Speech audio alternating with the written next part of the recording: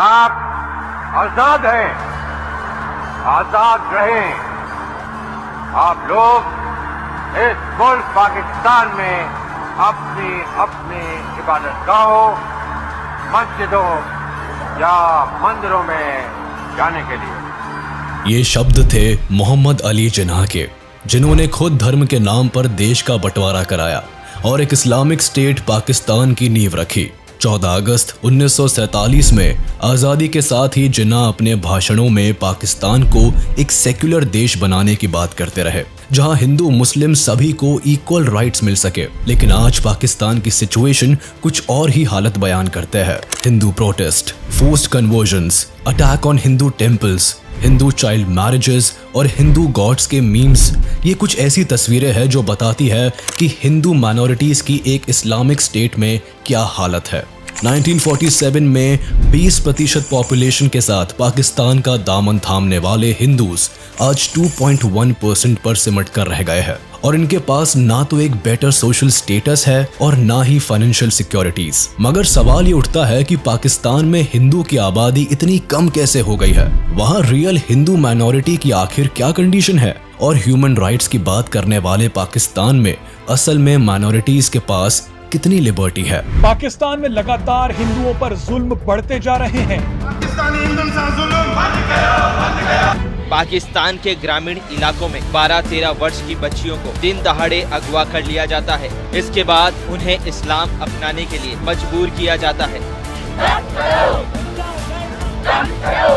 इंसानियत दुश्मन हिंदू और सिख, मतलब इनकी नज़र में ये पहले ही बना हुआ है कि हिंदू और सिख जो होते हैं वो इंसानियत दुश्मन होते हैं। तो ये पूछते हैं कि अच्छा आप लोग शुरू से पाकिस्तान में रहते हैं तो कभी आप लोगों का इरादा नहीं हुआ कन्वर्ट होने का, या इस तरह के क्वेश्चंस करते हैं। मुस्लिम लीग की डिमांड पर ही 1947 में भारत पाकिस्तान का बंटवारा हुआ था। मोहम्मद अली जिन्ना को 1940 से ही डर लगने लगा था कि कांग्रेस की रिप्रेजेंटेशन में भारत में मुसलमान माइनॉरिटीज के राइट्स को दरकिनार कर दिया जाएगा और एक हिंदू मेजॉरिटी नेशंस में मुस्लिम्स को सेम स्टेटस नहीं दिया जाएगा और इसीलिए मुसलमानों के लिए उन्होंने एक सेपरेट नेशन की नींव रखी। हालांकि पाकिस्तान की फॉर्मेशन धर्म के आधार पर जरूर हुई और इस देश की 80% आबादी मुसलमानों की रही, लेकिन आजादी के तुरंत बाद ही ये देश इस्लामिक रिपब्लिक नहीं बन गया। वहां देश के 20% माइनॉरिटी भी शामिल थे और पाकिस्तान को एक सेक्युलर देश घोषित कर दिया गया था। लेकिन परिस्थितियां ऐसी बनी कि पाकिस्तान एक इस्लामिक कंट्री बनता चला गया। साल 1956 में लियाकत अली खान के रिप्रेजेंटेशन में पाकिस्तान ने इस्लाम को ऑफिशियल स्टेट रिलीजन माना, लेकिन इस्लामिक लॉज को अडॉप्ट नहीं किया। साल 1948 में कई बार जिन्ना भी अपनी स्पीच में सभी धर्म के पाकिस्तानी सिटीजन्स को एक बराबर करते रहे। उन्होंने ये भी कहा कि पाकिस्तान में हिंदू और मुस्लिम होना लोगों का पर्सनल फेथ है, देश की राजनीति से इसका कोई लेना देना नहीं है। जाहिर था कि वह अपनी ही आइडियोलॉजी के विपरीत पाकिस्तान को सेक्युलर भी रखना चाहते थे। लेकिन इंटरेस्टिंगली दूसरी तरफ सेंट्रल गवर्नमेंट में बड़ी पोजीशन में बैठे मोस्टली पॉलिटिकल लीडर्स मुस्लिम्स ही थे। प्राइम मिनिस्टर और प्रेसिडेंट जैसे इंपॉर्टेंट पोजीशन से हिंदू माइनॉरिटीज को कट ऑफ कर दिया गया था और देश की पॉलिटिक्स में माइनॉरिटीज का रिप्रेजेंटेशन ना के बराबर था। हम तो पाकिस्तान में प्राइम मिनिस्टर या चीफ ऑफ आर्मी मिनिस्टर बन ही नहीं सकते, हमारे लिए तो वो हक ही खत्म किया गया है ना। साल 1956 में पाकिस्तानी कॉन्स्टिट्यूशन के आर्टिकल 18 में हालांकि सभी लोगों को अपने धर्म को मानने, प्रैक्टिस करने और प्रोपगेट करने की अधिकार दिया गया, लेकिन अफसोस हिंदू माइनॉरिटीज के प्रति पाकिस्तान गवर्नमेंट का सेक्युलर और लिबरल बिहेवियर ज्यादा दिनों तक नहीं चल पाया। 1958 में मिलिट्री कूप करके जब अयूब खान पावर में आए तो उन्होंने 1956 के पाकिस्तानी कॉन्स्टिट्यूशन को रद्द करार दिया और 1962 में एक नए संविधान को पारित किया। अयूब खान एक सेक्युलर ख्याल वाले प्रेसिडेंट थे। उन्होंने इस्लामिक लॉज और कुरान की इज्जत तो की, लेकिन शुरुआत में पाकिस्तान को इस्लामिक देश बनने से बचाने की कोशिश की। उनके समय उन्होंने पाकिस्तान को रिपब्लिक ऑफ पाकिस्तान का नाम दिया। कॉन्स्टिट्यूशन से कुरान और सुन्ना का डायरेक्ट रेफरेंस भी हटा दिया। कॉन्स्टिट्यूशन से इस्लाम को अलग करने से पाकिस्तान में हल्ला मच गया। ये सेक्युलरिज्म कई पॉलिटिकल पार्टीज की आइडियोलॉजीज के अगेंस्ट था। इसीलिए 1963 में प्रेशर के चलते मजबूरन अयूब खान को कॉन्स्टिट्यूशन अमेंडमेंट के जरिए कुरान और सुन्ना को वापस लाना पड़ा और 1973 में एक बार फिर पाकिस्तान ने खुद को इस्लामिक स्टेट घोषित कर दिया। साथ ही 1970 और 1980s में माइनॉरिटीज से धर्म को प्रोपोगेट करने, मैनेज करने और इंस्टीट्यूशन बनाने की आजादी को भी छीन लिया। इस कदम से पाकिस्तान में बचा कुचा सेक्युलरिज्म भी खत्म हो गया। सत्ता में आने वाले सारे लीडर्स और लॉ मेकर्स कट्टर मुसलमान रहे। इसमें सबसे बड़ा नाम जिस पॉलिटिकल लीडर का रहा वो थे जिया उल हक, जिन्होंने पाकिस्तान की पॉलिटिक्स को इस्लामिक पॉलिटिक्स में बदल कर रख दिया। दरअसल जिया उल हक एक एक्सट्रीमिस्ट मुस्लिम लीडर था जिसकी नजरों में इस्लामिक कानून सबसे ऊंचे दर्जे पर था। जिया उल हक ने जुल्फिकार अली भुट्टो को चुनाव में हेर फेर करने का आरोप लगाया और ऑपरेशन फेयर प्ले नाम से एक मिलिट्री कूप करके भुट्टो को जेल में डलवा दिया और पाकिस्तान की गद्दी हड़प ली। जिया ने पाकिस्तानी अवाम से 90 दिनों के भीतर एक निष्पक्ष चुनाव करवाने का वादा किया, लेकिन इस कूप के बाद मिलिट्री हेड जिया उल हक अपने मरने तक पाकिस्तान के प्रेसिडेंट बने रहे और खुद को पाकिस्तान का डिक्टेटर घोषित कर दिया। जिया उल हक वो मिलिट्री डिक्टेटर रहे जिन्होंने लोगों के दिलों में अपनी जगह बनाने के लिए इस्लाम का इस्तेमाल किया। 1977 में सत्ता में आते ही उन्होंने मार्शल लॉ डिक्लेयर कर दिया और फॉर्मर प्रेसिडेंट जुल्फिकार अली भुट्टो को फांसी पर चढ़ा दिया। जिया उल हक इतने कट्टर आइडियोलॉजी से इंस्पायर्ड थे कि इन्होंने कॉन्स्टिट्यूशन से सभी लिबरल लॉज को हटा दिया, सेक्युलरिज्म को खत्म कर दिया और ये पहले नेता रहे जिन्होंने पाकिस्तान में इस्लामिक लॉज को इंट्रोड्यूस किया। जिया उल हक ने लोगों को यकीन दिलाया कि देश की तमाम प्रॉब्लम्स केवल इस्लाम से सुलझ सकती है और इसीलिए उन्होंने देश में शरिया लॉज को लागू किया, जिसके अंतर्गत छोटी से छोटी गलती के लिए उन्होंने लोगों के सर काटने,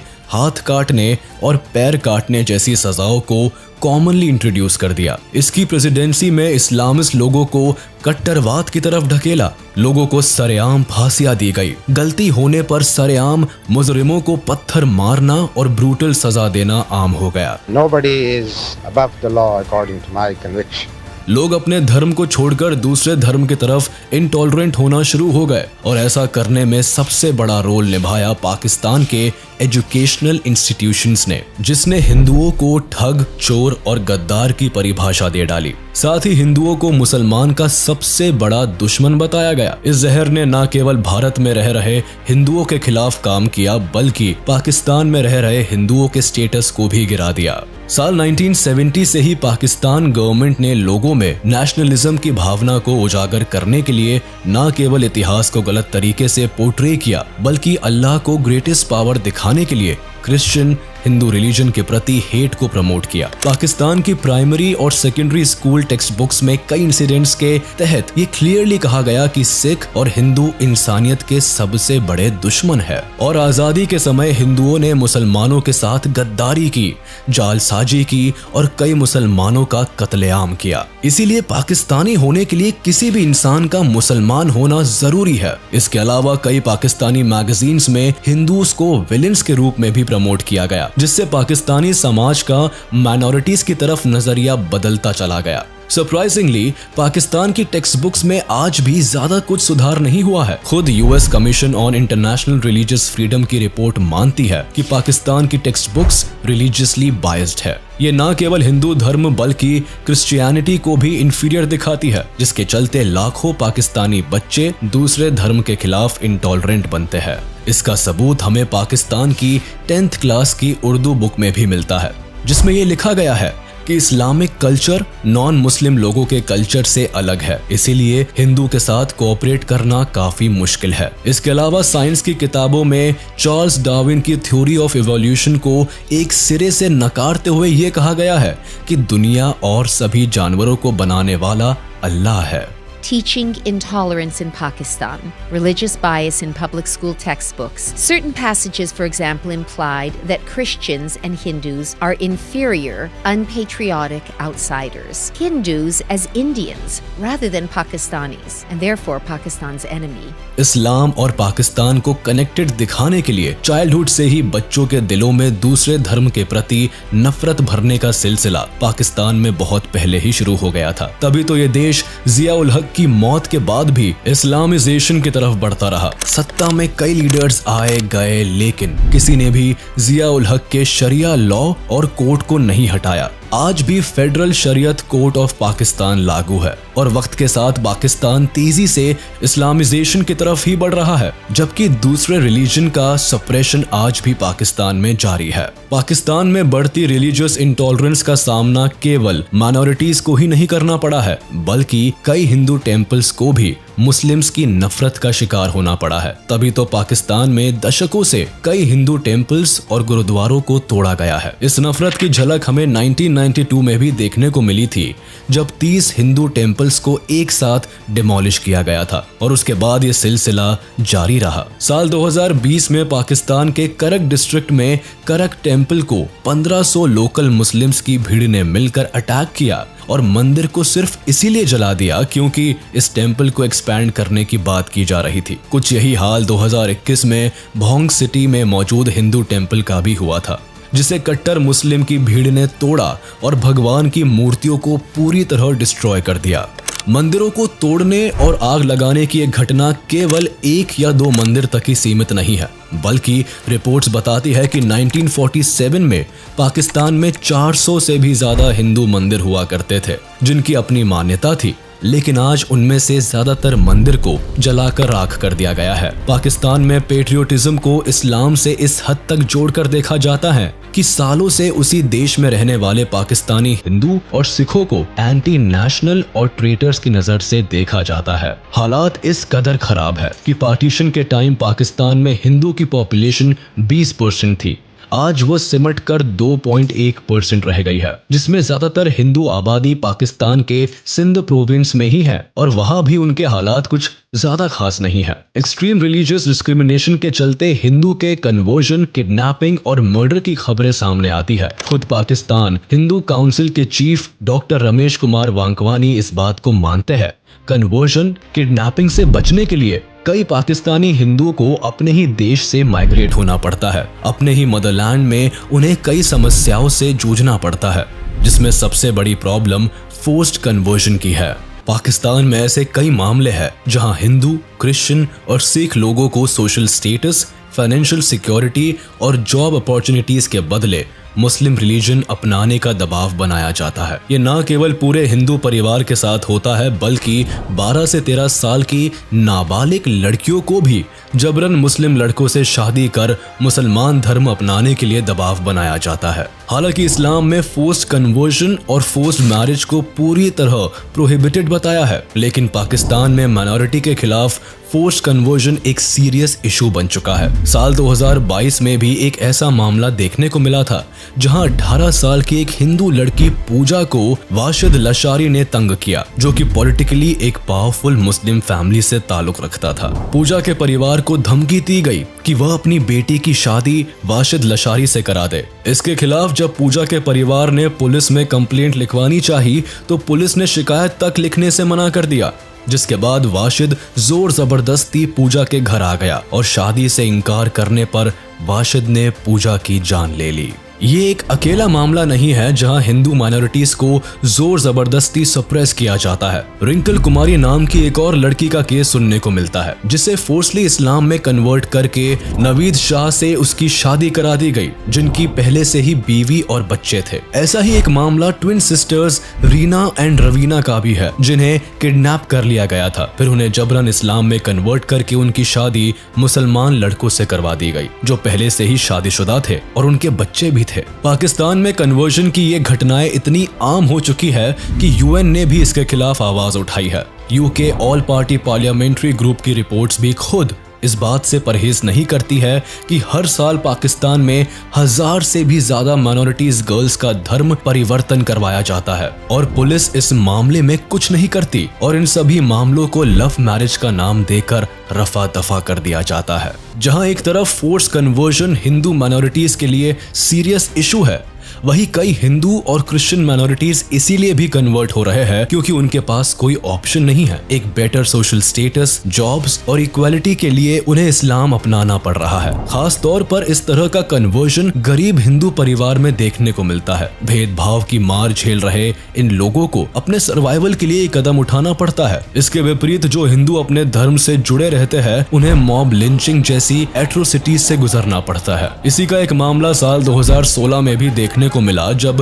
पाकिस्तान के घोटकी डिस्ट्रिक्ट में गोकुल दास नाम के एक आदमी को पुलिस ने बुरी तरह पीट दिया। गोकुल की गलती इतनी थी कि वह रमजान के महीने में दिन में बिरयानी खा रहा था। मार्च 2023 में भी एक हिंदू शॉपकीपर को इसीलिए पीटा गया क्योंकि रमजान के महीने में वह डिलीवरी के लिए खाना प्रिपेयर कर रहा था। पिछले साल भी पूरी भीड़ एक हिंदू आदमी पर इसलिए कूद पड़ी क्योंकि उस पर आरोप था कि वह आदमी कुरान की इंसल्ट कर रहा था। हिंदू के खिलाफ अत्याचार के ऐसे एक नहीं बल्कि कई मामले हैं जिन पर पाकिस्तान सरकार भी चुप्पी साध लेती है। पाकिस्तान कॉन्स्टिट्यूशन में ब्लास्फेमी लॉ पहले से ही बने हुए हैं जिन्हें अक्सर माइनॉरिटीज के अगेंस्ट इस्तेमाल किया जाता है। इन लॉज के अंतर्गत अगर कोई किसी भी रूप में इस्लाम की इंसल्ट करता है तो इसकी सजा जेल नहीं बल्कि सजाए मौत हो सकती है। इसी लॉ की तर्ज पर माइनॉरिटीज के साथ होने वाले अत्याचारों पर सरकार भी चुप्पी साध लेती है। जाहिर है पाकिस्तान में सबसे बड़ा वोट बैंक इस्लाम मेजॉरिटी ग्रुप का है और इस्लामिक लोगों को खफा करना किसी भी पॉलिटिकल पार्टी के इंटरेस्ट के खिलाफ हो सकता है। इसीलिए 2023 में ब्लास्फेमी कानून को और भी स्ट्रिक्ट कर दिया गया है जिसकी वजह से माइनॉरिटीज के खिलाफ होने वाली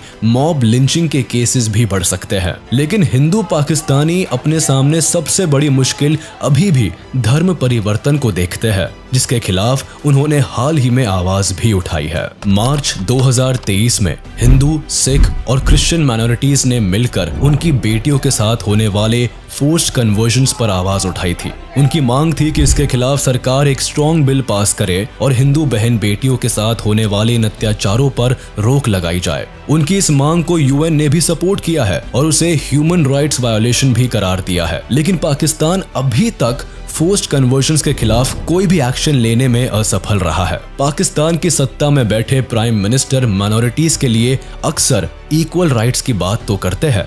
यहाँ पर जो सरदार है ननकाना के अजीम पाकिस्तानी हैं, ये सरदार आइन में इनके भी बराबर के हुकूक हैं और कई कमिटीज बनाने का वादा भी करते हैं। लेकिन सरफेस पर उन कमेटी का इफेक्टिवली वर्क करना महज सपना ही रह जाता है। साल 2021 में भी Pakistan ministry of religious affairs ने हिंदू सिख माइनॉरिटीज के लिए 2 कमेटी बनाई थी। एक पाकिस्तान हिंदू मंदिर मैनेजमेंट कमेटी और दूसरी पाकिस्तान सिख गुरुद्वारा मैनेजमेंट कमेटी, जिनका काम माइनॉरिटी कम्युनिटीज के टेम्पल्स और गुरुद्वारों की रक्षा करना है। लेकिन इन कमिटीज के पास ना तो अभी तक प्रॉपर स्टाफ है, ना ही बजट है और ना ही इनकी रिस्पॉन्सिबिलिटीज तय की गई है। कुल मिलाकर पाकिस्तानी हिंदूज के एनकरेजमेंट और बेटर स्टेटस के लिए सरकार की तरफ से ना तो कोई सीरियस एफर्ट देखे गए हैं और ना ही कोई स्ट्रिक्ट एक्शन लिए गए हैं। इनका रिप्रेजेंटेशन न केवल हमें पाकिस्तानी सत्ता से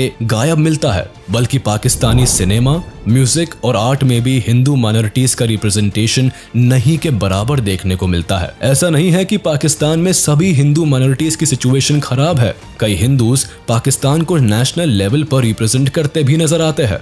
इसका सबसे बड़ा उदाहरण दीपक पेरवानी है, जो न केवल पाकिस्तान के टॉप फैशन डिजाइनर है बल्कि कल्चरल एम्बेसडर भी रह चुके हैं। इसी तरह अनिल दलपत भी अपने देश के लिए क्रिकेट खेल चुके हैं। वहीं सतीश आनंद भी पाकिस्तान फिल्म इंडस्ट्री का एक बड़ा नाम है। पाकिस्तान के कराची और लाहौर में ऐसी कई जगह है जहां होली और दिवाली फेस्टिवल की रौनक भी देखने को मिलती है। लेकिन ये सभी शख्सियत एक रिच हिंदू बैकग्राउंड से ताल्लुकात रखते हैं और ये केवल पाकिस्तान की एक लिबरल साइड को दिखाते हैं। वही पाकिस्तान का ही सिंध प्रोविंस हिंदू माइनॉरिटीज की एक बड़ी पॉपुलेशन को दिखाता है जो आज भी गरीबी में जीने को मजबूर है और उनके खिलाफ होने वाली एट्रोसिटीज भी काफी ब्रूटल है। कई इंटरनेशनल ऑर्गेनाइजेशन भी पाकिस्तानी सोसाइटी को माइनॉरिटीज के साथ होने वाले भेदभाव के लिए क्रिटिसाइज करता रहता है, लेकिन इसकी जड़ पाकिस्तान के समाज में पल रही वो हेट है जो खुद वहाँ के पॉलिटिकल लीडर्स ने डाली है। इस देश में पॉलिटिकल लीडर्स का मजाक उड़ाने के लिए हिंदू भगवानों का सहारा लिया जाता है और उन्हें गलत तरह से पेश किया जाता है। इमरान खान और बाकी पॉलिटिकल लीडर्स को हिंदू भगवान के रूप में दर्शाना ये दिखाता है कि पाकिस्तान के लोगों के लिए हिंदू रिलीजन की क्या इमेज है और किस हद तक पाकिस्तानी सोसाइटी में माइनॉरिटीज को लो लेवल पर रखा जाता है। इसका एक कारण पाकिस्तान का केवल एक ही धर्म से इंटरलिंक्ड होना और एक ही धर्म को सुपीरियर बताना भी है। इस होड़ में पाकिस्तान आज उस कगार पर खड़ा है जहां ना केवल माइनॉरिटीज एक सप्रेस लाइफ जीने को मजबूर है, बल्कि ये देश किडनैपिंग, फोर्स कन्वर्जन, कट्टरवाद और माइनॉरिटीज के खिलाफ होने वाले क्राइम का गढ़ बनता जा रहा है। इसी के साथ हम आपसे विदा लेते हैं। उम्मीद है आपको ये वीडियो जरूर पसंद आया होगा। आप इस वीडियो को अपने दोस्तों के साथ शेयर करना बिल्कुल भी ना भूले। साथ ही चैनल को सब्सक्राइब